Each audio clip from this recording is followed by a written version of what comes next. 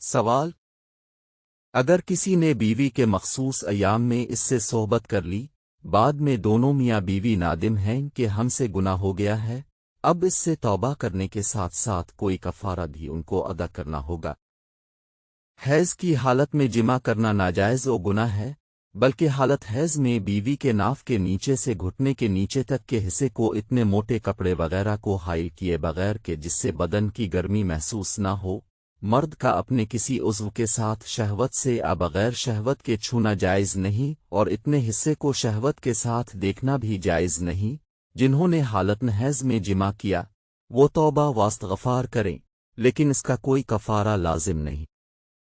ہاں، مرد کے لیے مستحب یہ ہے کہ اگر یہ معاملہ حیض کے ابتدائی دنوں میں کیا ہے تو توبہ واستغفار کے ساتھ ساتھ 1 دینار یعنی 4.5 ماشے سونا اس کی قیمت صدقہ کرے، اور اگر حیض کے آخری دنوں میں کیا ہے تو ½ دینار 2.25 ماشے سونا اس کی قیمت صدقہ کر دے۔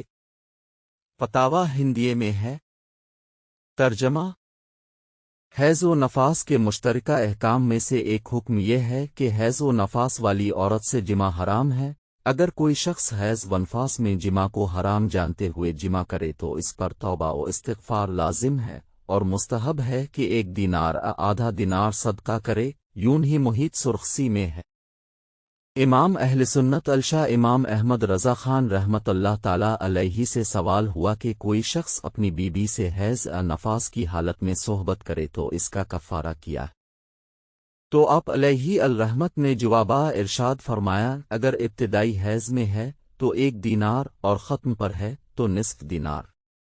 بہا شریعت میں ہے، ایسی حالت میں نما جائز جاننا کفر ہے، اور حرام سمجھ کر لیا تو سوخت گنہگار ہوا۔ اس پر توبہ فرض ہے، اور آمد کے زمانہ میں کیا تو 1 دینار، اور قریب ختم کے کیا تو نصف دینار خیرات کرنا ماستے ہے۔